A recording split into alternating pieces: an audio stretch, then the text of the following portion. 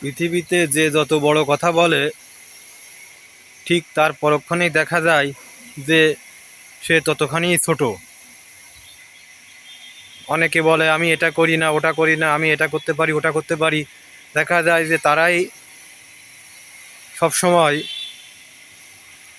এক ধরনের, তারাই ছোট হয়ে যায় বা তারাই সেই ধরনের নিচু কাজ করে।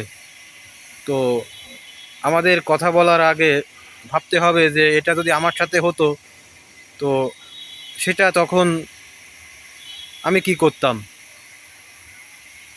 তো এটাই বর্তমানে অনেক জায়গায় দেখা যায় যে যে যাই বলুক না কেন, পরবর্তীতে সেই সেই কাজটি করে ফেলে বা সেই সিমটমটি তার ভিতরই থাকে।